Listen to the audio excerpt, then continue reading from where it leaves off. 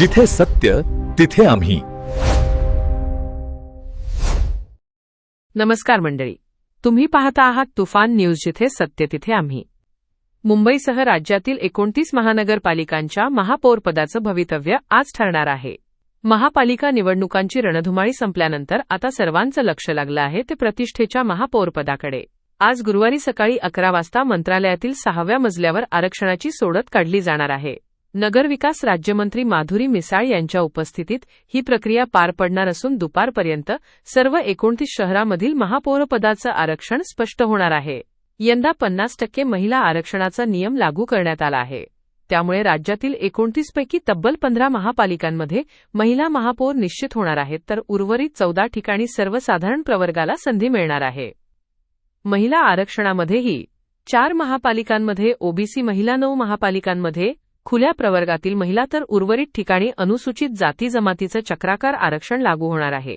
देशातील सर्वात श्रीमंत महापालिका असलेल्या मुंबई महापौर पदाबाबत कमालीची उत्सुकता आहे.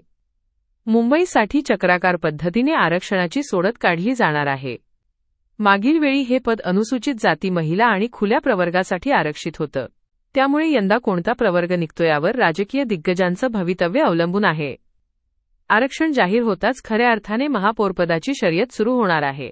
ज्या प्रवर्गासाठी आरक्षण निघेल त्या प्रवर्गातील नगरसेवकांमध्ये लॉबिंग, भेटीगाठी आणि राजकीय हालचालींना वेग येणार आहे.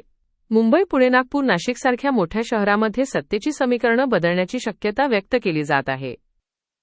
दरम्यान महापौर निवडणुकीच्या पार्श्वभूमीवर नगरसेवकांची पळवापळवी सुरू असल्याच्या चर्चांना उधाण आलं आहे. मुंबईत शिवसेना ठाकरे गटाचे 4 ते 5 नगरसेवक फुटल्याची चर्चा सुरू आहे. याच पार्श्वभूमीवर वॉर्ड क्रमांक 157 मधील ठाकरे गटाच्या नगरसेविका सरिता म्हस्के नॉट रिचेबल असल्याची माहिती समोर आली होती. यावर आमदार अनिल परब यांनी स्पष्टीकरण देत सरिता म्हस्के आमच्याच संपर्कात आहेत, त्या कुठेही गेलेल्या नाहीत असा दावा केला आहे. ज्या प्रवर्गाचं आरक्षण निघेल त्यावरच पुढील राजकारणाची दिशा ठरणार आहे. महापौरपदाच्या या महत्त्वाच्या घडामोडींवर तुफान न्यूज तुमच्यासाठी सतत नजर ठेवून आहे. ही बातमी तुम्हाला महत्त्वाची वाटली असेल तर लाईक करा, शेअर करा आणि सबस्क्राईब करा. आणि अशाच ताज्या, खऱ्या आणि निर्भीड बातम्यांसाठी तुफान न्यूज सोबत कायम जोडलेले रहा.